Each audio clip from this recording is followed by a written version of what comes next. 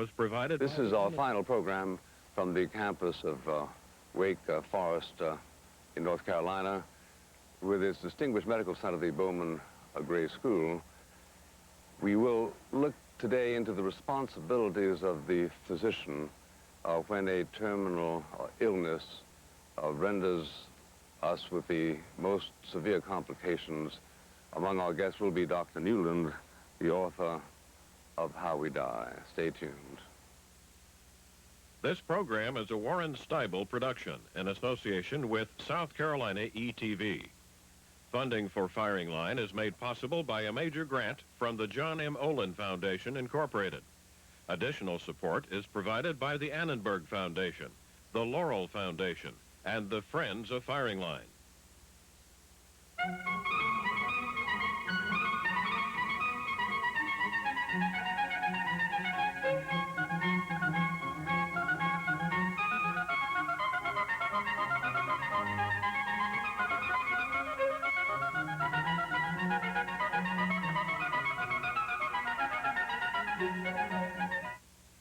In our final program done here at the Bowman Gray Medical Center at Wake Forest University, we examine the responsibilities, legal and moral, of the attending physician. In his engrossing new book, How We Die, Reflections on Life's Final Chapter, Dr. Sherwin Newland recites the circumstances of a suicide by a Nobel Prize-winning doctor. Dr. Newland's sentiments on the point are not to be confused with a moral indifference to suicide or to euthanasia. He sides with Immanuel Kant, quote, "Suicide is not abominable because God forbids it. God forbids it because it is abominable." Yet elsewhere we hear a quiet note of civil disobedience. Like so many of my colleagues, he writes, "I have more than once broken the law to ease a patient's going because my promise, spoken or implied, could not be kept unless I did so." Dr. Newland has been a surgeon and continues as a professor at the Yale Medical School. Dr. Burton Reifler is with the Department of Psychiatry and Behavioral Medicine here at Bowman Gray School of Medicine, a graduate of the University of Washington and of Emory, and a prolific author. Mark Hall is a professor of law and public health here at Wake Forest, familiar to those of you who saw the preceding program, a graduate of Johns Hopkins and of the University of Chicago Law School, and author of several books. So let me begin by asking Professor Hall, are you acquiescent on the point made by Dr. Newland that, in fact, many doctors help their patients to die and to do so? Basically, I am. I think my position is pretty close to his, which is that physician-assisted suicide is humane, socially required alternative for those who aren't able to take their life in their own hands because of their debilitated condition and who are terminally ill and extreme pain. And that this option ought to be exercised in a very limited and restricted fashion. The interesting question is the extent to which we should legalize, explicitly sanction this alternative. And as Dr. Newland says, it's something that's happened for centuries, as long as medicine has been with us, that it's been quietly done. And so the issue is, do we bring physician-assisted suicide out of the closet, or do we keep it there? And that's a real dilemma. But right now, the legal environment is not as threatening as is sometimes made out. Someone's documented that no physician has ever been convicted for assisting a terminally ill patient to die, although it's happened hundreds and thousands of times. Not hundreds of thousands, but hundreds of times. Although it's technically against the law, it's simply not prosecuted. And it's only taken Dr. Kevorkian to thrust it in the face of the law so insistently that we're forced to respond to it in a more open fashion. Has been convicted or has been prosecuted? Convicted. But has been prosecuted? Rare instances, but when one hears of prosecution for assisted suicide, it's much more often a family member who smothers or puts a gun to the head, that sort of thing, but very rare with physicians, and rarer still that they're actually punished. I had a discussion a couple nights ago with a distinguished urologist to whom I spoke about your book, and he said, "Yeah, that's right, that kind of thing happens." And I said, "What is the exposure?" "Well," said he, doctors themselves don't give the anesthetic. They specify to the nurse. how much to give, and of course the nurse can know that it's an inappropriate dose, and could theoretically testify against the doctor or call up the district attorney, in which case it becomes a criminal rather than a civil situation. Is that a workaday experience? That's a difficult question to answer because doctors obviously don't even speak to each other about it. We know it's done, but it's more a tacit understanding that it's done. You know, until about 10 years ago, one could literally ask a nurse for an overdose of morphine or whatever it may be and walk to a patient's bedside and put it into an intravenous solution and sit by the patient's bed until the eventual ending had occurred. Everybody has become so conscious of suits, most particularly, interestingly, the nurses, so that you can't do that anymore. And you cannot even overdose a patient because the nursing staff tends to be on the qui-vive, as it were, for this kind of thing. So what we're doing is we are, in a sense, phasing out something which, understandably, we've been doing for a long, long time. It's becoming increasingly difficult to carry out this kind of so-called active euthanasia, regardless of whether it's the patient's wish or it's coming into the obvious course of the disease process. You mean because you feel that the camera's everywhere watching all the motions and ready to trip you up if in fact they see this is going on? I think it's clear that that's true. The mere fact it has to be collusive, doesn't it, really, with the patient and with the nurse? It has to be collusive with the nurse. It has to be collusive with the family, which is part of the consultative process that perhaps we may speak about later. This is not something done by an individual. I'm sure it has been done by an individual on his own hook, but that is not anything I think an ethical physician would consider an appropriate thing to do. It's more difficult to collude than it was. Well, Professor Reifler, what do you think about this sort of dawning acceptance of a divide between practice and the law? We're supposed to be a society governed by laws, or are we really talking about something we'd really rather not talk about, like repealing anti-sodomy statutes that date back to the 17th century? Let's just forget that they're there. Is there a little bit of that that sort of shields the genteel practice of euthanasia at the request of the patient? You don't mind a little disagreement on this program? Not at all. Do you? No. I wanted to, perhaps in the highest traditions of academia, disagree with my colleague, Professor Hall, that I would take a position opposed to physician-assisted suicide. Which is a very traditional position, sure. Well, I think I'd make a distinction between my own personal view on it, which is if I were old and terminally ill with cancer, with no hope of any improvement and an intractable pain, there's a certain appeal to having someone available to help me exit when I'm ready for that. The thing that troubles me, though, is the potential for abuse. Yeah.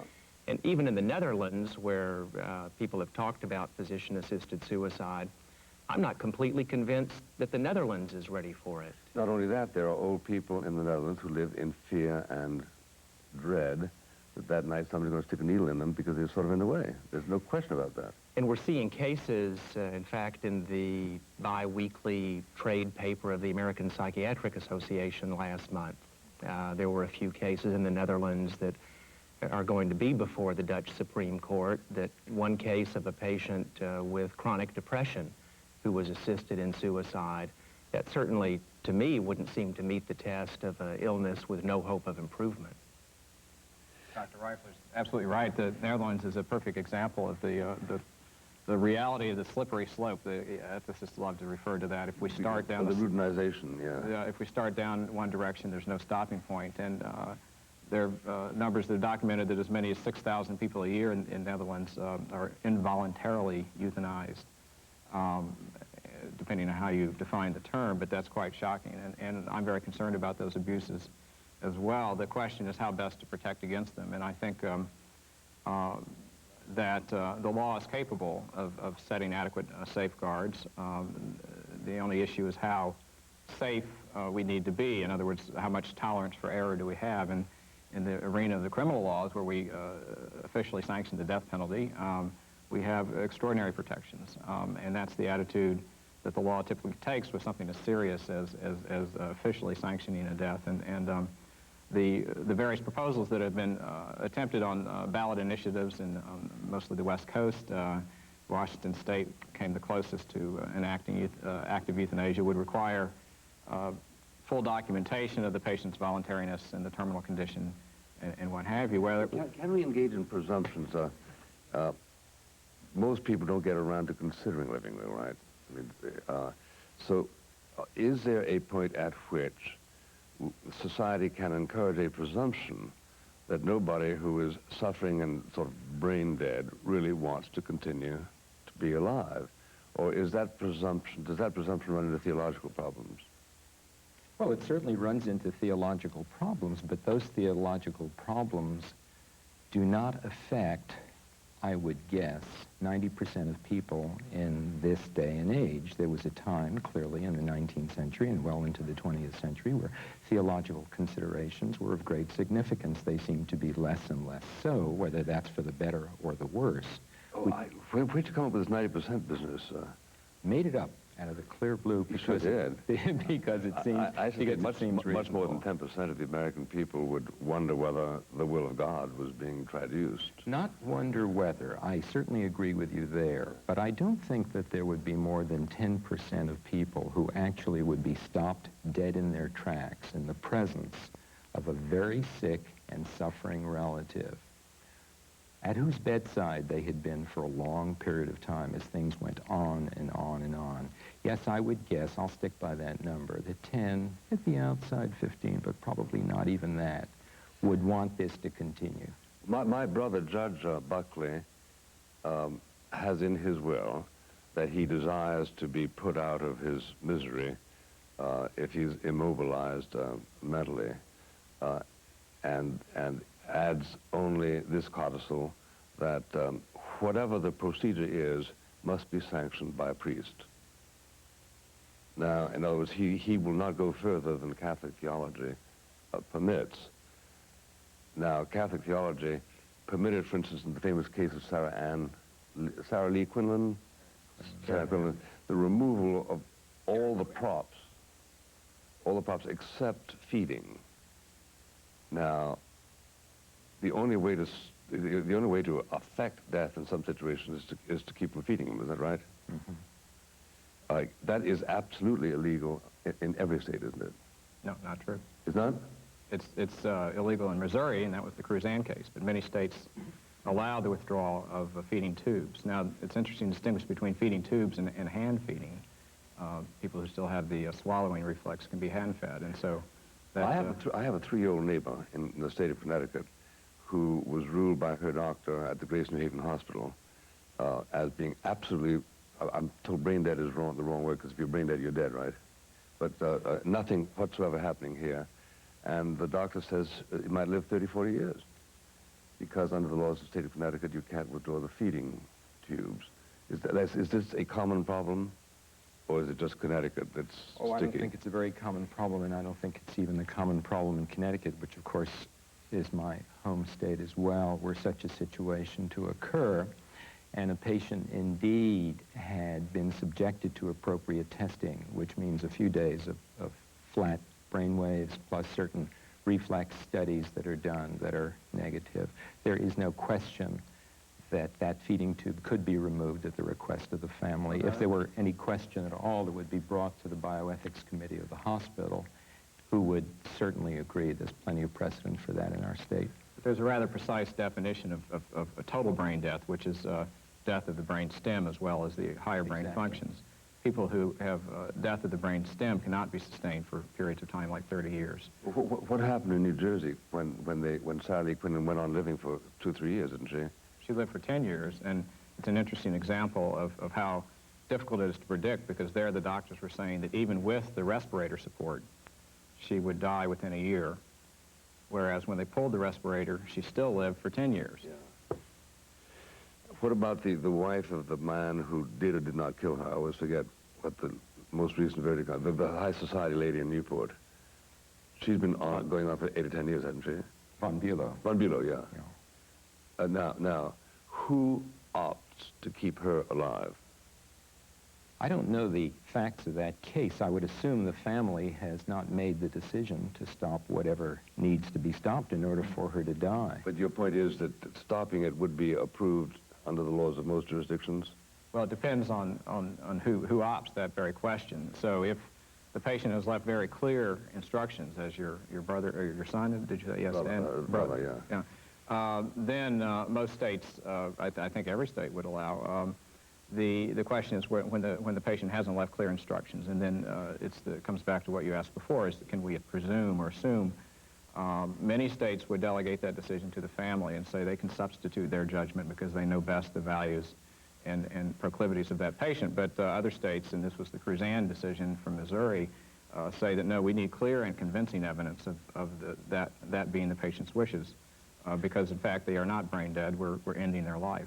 Mr. Reifel, let me ask you, what test would satisfy you that liberties weren't being taken? The acquiescence of the family, or would you need to have some retrospective, retroactive request by the patient himself? I assume that what we're talking about now is not physician-assisted suicide, but simply withdrawing treatment.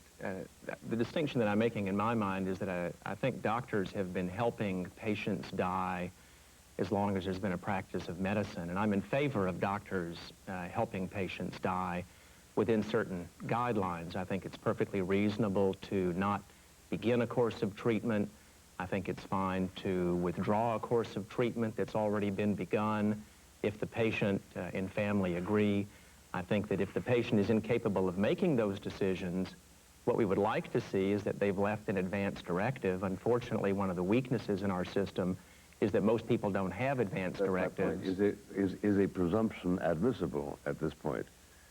If the patient has appointed a health care power of attorney, someone to act as their proxy. Yeah, if you just have to pay no attention to it. Oh, those are tough. Those are really tough. tough. I'm asking you tough questions. Yeah, it is a tough question, and you know, people say that academics is where the rubber meets the sky, and I'll try to not do that.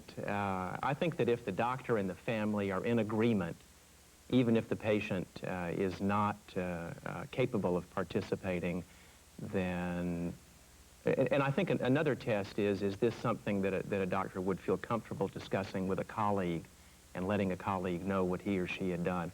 I think if it meets that test, I'd feel comfortable with it. We shouldn't get too hung up on what is legal or what is permissible. What really counts is what will be prosecuted.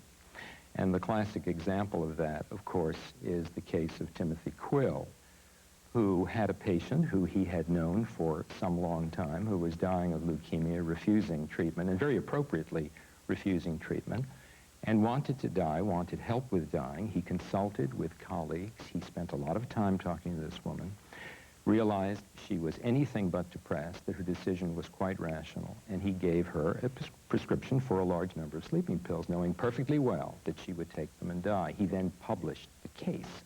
Because before she died? After she died. Oh. He published this case in the New England Journal of Medicine deliberately as a moral test for the rest of us, and perhaps as a legal test. What happened was, this was in Rochester. He's a physician at the Genesee Hospital near Rochester, and the courts refused to prosecute him. There was a grand jury, and they did not indict him. That has set a very interesting precedent, and of course, along with the Kevorkian and the Hemlock Society discussions, has led to a great deal of controversy and airing of certain issues that otherwise would perhaps not be listened to by the general public, including the publication of a recent book of his called Death with Dignity. Well, now, the Kevorkian case gives us a sort of a melodramatic actualization of what it is I take it we all disapprove of. Namely, somebody says, I want to die, and would you make this easy for me? Nobody here believes a doctor ought to oblige a person in such circumstances, or do you? Well, earlier on, we were using the term collusion. Yeah. When such decisions are made, a doctor simply, because of the way hospitals function, cannot do it on his own. I'm a great reader of thesauruses, and way at the other end of the thesaurus from the word collusion is the word consensus. I think what Quill is asking for, and I think what many of us who believe in the concept of doctor-assisted suicide are asking for, is that there be a consensus among a number of physicians who have consulted on this particular patient problem, a family, perhaps with advance directives, or if the patient is conscious and sentient, a consensus that makes those who view this from the outside recognize that it's a completely appropriate thing to do. And that's what is being asked for by Quill and others who believe in doctor-assisted suicide, a series of basically almost regulations, more stringent than the Dutch have, that allows us to make rational decisions at the appropriate time. In terms of the definition you just made, would you say there is today a consensus in favor of abortion? I think that there is a consensus that in certain circumstances, abortion makes sense for certain women. That's the consensus I see. Certainly not a consensus in favor of abortion. Well, is there a consensus of a kind you describe in respect of death that says a woman should have the right to decide if and when she wants an abortion with exclusive reference to her own criteria? I do not believe that in this country there is a consensus that a woman by herself can make that decision. That decision involves medical things, it involves familial things, it involves certain kinds of consultations, so that a woman should not be able, most people believe, it's been my observation, should not be able to decide on her own, I want to do this, and have it done. Well, as a matter of fact, the statistics are very plain spoken. 70% of the American people believe that abortions in the first trimester are okay. But on demand? On demand. No, the answer is no, not on demand. In most circumstances, for instance, something like 80% are opposed to abortions as a form of birth control, or to abort little girls because one wants more little boys, that kind of thing. So you want a consensus that's more formidable than anything that's built up on the subject of abortion. Exactly. The statistics on euthanasia are interesting. They're similar, but not quite as strong. Phrasing the question in terms of active euthanasia for the terminally ill, one polling organization found that only 63%, I mean, that's a large majority, but it's only 2/3 are in favor of active euthanasia. It's not a uniform consensus. And another interesting point is that the groups who tend to be less in favor of euthanasia tend to be the groups who are more vulnerable, the elderly, minorities, people who are less affluent. I think one of the places that we really are missing the boat is that we've tended to romanticize the two extremes. We've romanticized high technology, which is often ineffective. In fact, the results on cardiopulmonary resuscitation are so dismal that some geriatricians have made a case for saying anyone admitted to a nursing home should be automatically considered do not resuscitate unless specifically ordered to the contrary rather than the reverse, which is the way we do it. I think the other thing we've romanticized is assisted suicide, at the end of one's life, being able to go out in this, again, romanticized notion. I think the things that we've missed out on are the everyday things in the middle. 85% of people who request suicide withdraw that request when their pain is properly managed. Advance directives are usually not obtained, and even when obtained, they're not implemented according to the patient's wishes. I think there's enormous... A lot of people who attempt suicide and don't succeed do not go back and do it again successfully, which directly confirms your point. Right, and even more remarkable than that, most people who are resuscitated, the few who are asked by their physician, would you want to be resuscitated again, say no. And even if there's only a minority of people in favor of receiving assisted suicide, I think it's in some cases, that interest is so compelling that it ought to have constitutional status similar to the right to an abortion. And that issue is presently being decided in Michigan, and I would love to see the Supreme Court take that. But the Canadian Supreme Court addressed the issue and voted 5-4 to refuse a constitutional right for assisted suicide, but it was a close split. And I think the argument in favor is that if we have any fundamentally protected interest, what we do with our very own lives, it has got to be at the center of that. And for those who have no other way to commit suicide besides physician help, it has to be a necessity. The that were potential made for illegal- abuse doesn't scare you sufficiently, and you commented earlier that you thought that a law could be written with sufficient safeguards to protect against abuse. I just can't imagine such a law. Well, I'll take issue with something that both of you have said, You which have is, to very briefly. well, who does it? The patient's doctor or a professional suicide expert? I think if you have both involved, there's the safeguard, because the expert is a professional and won't make the mistakes. Let's go back for it for a minute. If there were legalized assisted suicide, there would be far less call for it than we have today. The possibility of having this thing done is much more important than the reality of doing it. When people ask to die when they are very, very sick, almost always it's not dying that they really want. What they're saying is that the medical system has failed us and something's got to Thank change you, here. Dr. Newland. Thank you, Dr. Reifler. Thank you, Professor Hall, ladies and gentlemen.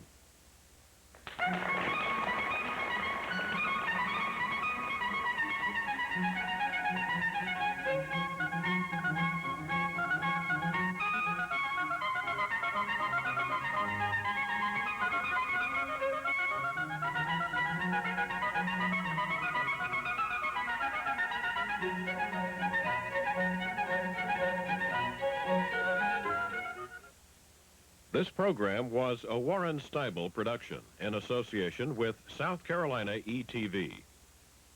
Funding for Firing Line was made possible by a major grant from the John M. Olin Foundation, Incorporated. Additional support was provided by the